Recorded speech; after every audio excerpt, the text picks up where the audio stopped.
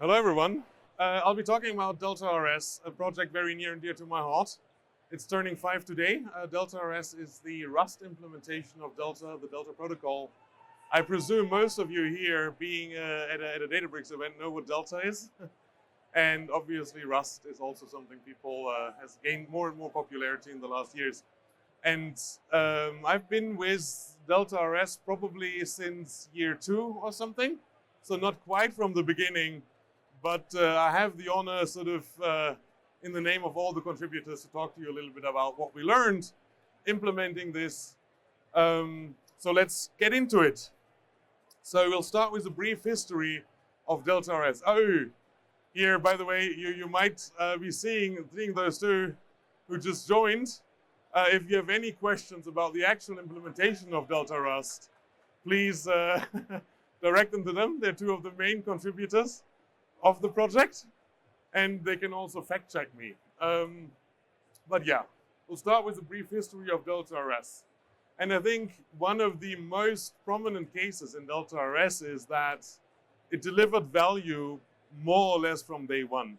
So Tyler, who's sitting in the audience right now, is one of the original creators, and they had a use case at Script where they wanted to ingest large amounts of log data into their Delta tables and wanted to do this in a very highly cost-efficient way. And Delta RS was the vehicle to do this, and they were able to, and there you can't see the link, but if you search for Christian Williams Dias 2022, he talks about, and they managed to realize a 95% cost reduction by using this implementation versus their previous deployment of Delta. So Rust, however, back then and today also is not the most widespread language. And building the Python bindings early on was something that contributed massively to the success of the Delta Rust library, because Python developers also don't like the JVM. So the Delta Spark implementation or Delta Python bindings require you to have Java installed on your machine, and that's something that you can avoid with Delta RS as well. So now we get into something that I like to call the age of object store. So Delta being a mainly file-based format, right? So when you read a Delta table, you essentially parse a directory and need to access files on that directory. But when you say file system, there is a bunch of different implementations out there, right? There's local file systems. A local file system on Windows also behaves very, very differently than maybe a file system on Unix in ways that can trip you up in annoying ways.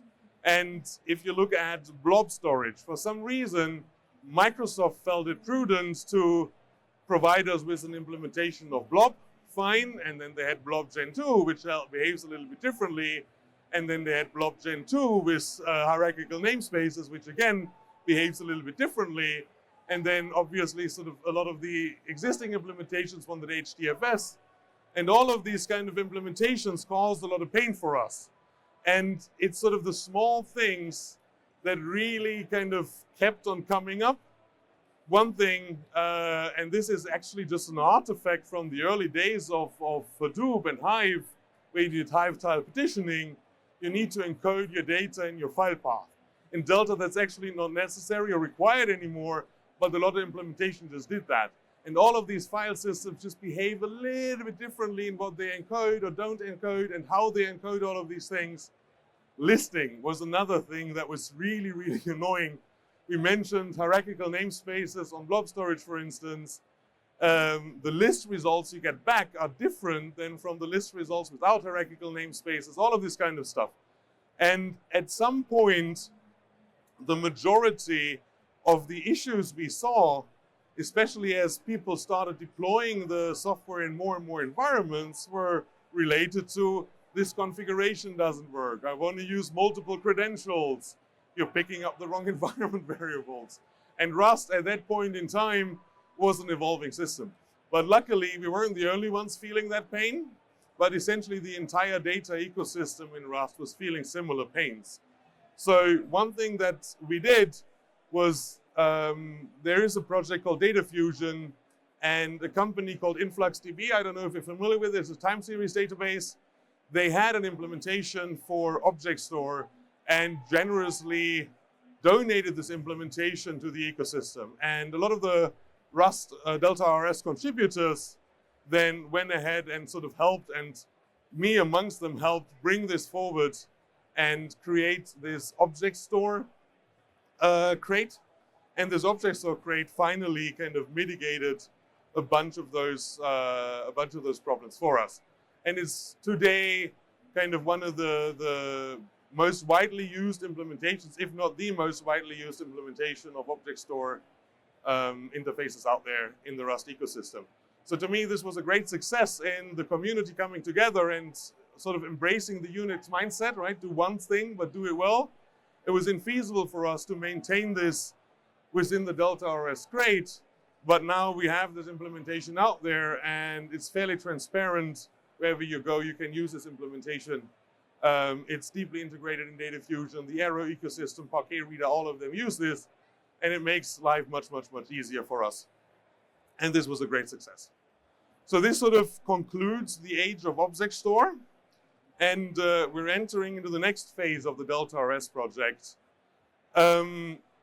Reading a Delta table is nice, but those of you who work with Delta may know that it requires a bunch of maintenance. And the Rust crate actually, via its Python bindings mainly, was very popular, or is very popular, to perform a lot of these maintenance operations on the table, like vacuum, optimize, file system check, all of these operations that you need to do to keep your table healthy, keep it sort of performant for queries, all of these good things. And since it's so convenient, pip install Delta Lake, run the command versus doing all sort of the Spark Java overhead, this is something that came along. But something that also came along with this is people started contributing quite a bit. So the age of operations, as I call it, was also when a lot of contributors started coming into the project and actually contributing individual operations because they said, I want this sort of thing.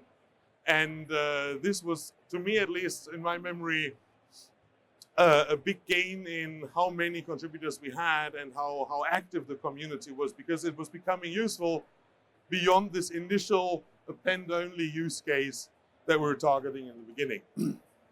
So we now have a bunch of operations, but operations require access to the log. And especially when you're in the business of committing quickly, and again, the first use case was doing a lot of high velocity commits from a streaming source into these Delta tables, what's called your Delta log, it's growing at a fairly high rate, right? And all of a sudden, just keeping the metadata from these Delta tables in memory became a data problem.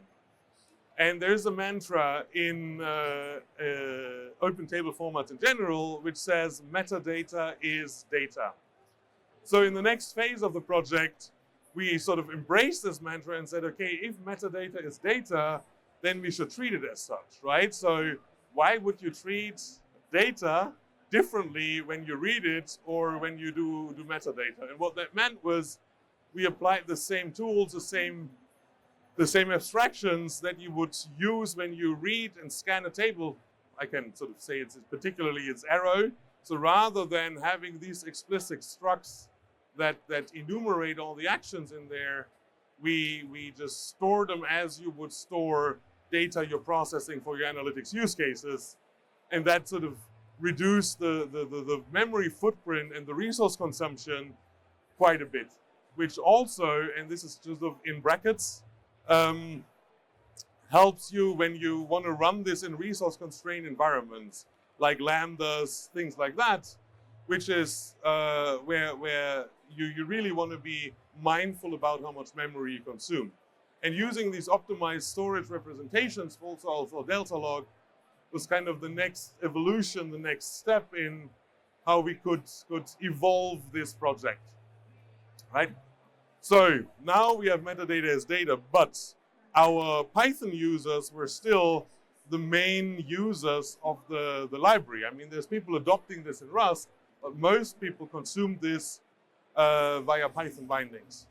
So Initially, we had some great implementations based on PyArrow, but the next phase sort of the project, and this is very recent, and if we look at Eon here in the crowd, he is one who drove a lot of these developments.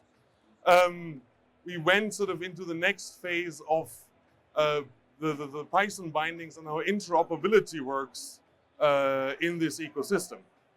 So we initially worked with PyArrow as a library and sort of did all of this back and forth with the Delta log and again, right, we have the log in Arrow, so PyArrow is a natural choice to process this also on the Python side. But I don't know how many of you know how big PyArrow as the binaries are right now. So when you take in PyArrow as a dependency, you get about 100, 120 megabytes just for this library. And again, if you want to run this in a container, you can build a Rust container with 30 megabytes, and then bam, you get like 120 megabytes on top just to do a little bit of Python operations on Arrow. So there is this thing called the PyCapsule, which is a very efficient interface to exchange Arrow between different implementations. And this actually enabled us to unlock a lot of features that we wouldn't want to implement ourselves, right? I mean, ultimately, if you have this data, you want to run queries on top of this, but we didn't want to implement a query engine. But if you look at this little script, you can execute this script as is, more or less. You see, I mean, we're just importing a bunch of libraries, Polars, DuckDB, DAF, Delta Lake, PyArrow. You can extend this to Pandas or, well, I don't know all the libraries out there, but if you execute this script today and run a memory profile on it, you should see very little memory spikes in there, because in all of these implementations, we just load the table, and this PyCapsule interface allows these libraries in the backend to just shove around the Arrow bytes. So you can read it with Delta table, you can query it with Polars, you can put the results into Arrow, you can use Daft if you want to run some other queries on it, and since you're, I don't know, feeling SQL-y today, you can then use DuckDB to write a SQL query, run this also on top of this. There's a little thing with DuckDB that I enjoy, and I don't think only DuckDB does it, but you see, we actually don't pass anything to DuckDB, we just take the name of the variable from the environment, and it just sort of automatically gets consumed in there. So Delta Lake actually doesn't need to implement any of these higher level operations, but because we integrate at the low level with this sort of PyCapsule interface, we can shove around these Arrow bytes, and all of these libraries can just consume them. And this is virtually zero cost. Virtually, sometimes you have to pay a little bit of overhead, but negligible in terms of copying everything around all the time, right? So the next slide, we need to, and now we're a bit future looking, right? So this is what I would say the current phase, kernelize. There's this project, Delta Kernel RS, which tries to abstract away a lot of the internals of reading the Delta log. But the thing I'm going to talk about here today is how you can think differently about what a feature is of Delta. And when I say Delta feature, you know, partition columns, check constraints, all of these things, you can actually express, and let's start with partition columns, right? A partition column is just, okay, I have this constant value for this file. You can write this in something similar if you want to do it as SQL as we have here, right? You can just say, okay, take whatever this constant value with this column name and then give me the rest of the columns, right? That's sort of actually sort of an implementation of partition values. Column mapping. Column mapping is a feature where sometimes you want crazy names that maybe Parquet doesn't actually support, which is where we store the data for your columns. So you can sort of have this virtual layer of naming for your columns that I don't know, fit your personal needs or preferences or whatever a little bit more. and Delta abstracts it in a way that we can still store the data. So this is actually just renaming columns. It's very useful, but it's just renaming columns in expressions. Generated columns, same thing. Generated columns is just applying a function on some values. So why am I telling you this? Oh, and we also have check constraints. Check constraints is a quality check on your data, and you can also just express that as a SQL query, right? You can just say, okay, select count from this table wherever this condition is false. And when we have a count greater 1, we violated our check constraint. And this is sort of where we're moving the library right now, trying to do more and more of the operation actually on top of the data rather than implementing them explicitly as logic, because we already have all of these tools, right? We already have tools that are able to evaluate expressions and do so very, very efficiently on top of large data sets. So why would we kind of reinvent the wheel and try to do more of this stuff? And this, again, applies to a bunch of the features that you find in Delta tables as well. So we're almost at the end of sort of the history portion of this. Delta Lake Python 1.0 just has been released. We're currently looking into adopting Delta RS for the kernel library for log replay. The operation planning, that's something we talked, well, operations planning like vacuuming, things like that, is also something you can just do via expressions. You just query the log, and you can start planning away. And query the log means you have all the file metadata, and you essentially write a SQL query on top of your file metadata, say which file expired, which can I delete, all of this kind of good stuff. And one thing that's sort of also a big topic is synergies with other open table formats. I can explicitly name them. Iceberg, Hudi come to mind. A lot of these formats try to achieve the same thing, and we're actively working with the community to see how can we better work together to make this work and not everybody reinvent the wheel. So I have to look a little bit of time, but there are some lessons we learned along the way also implementing all of this, and we'll go into some of those lessons.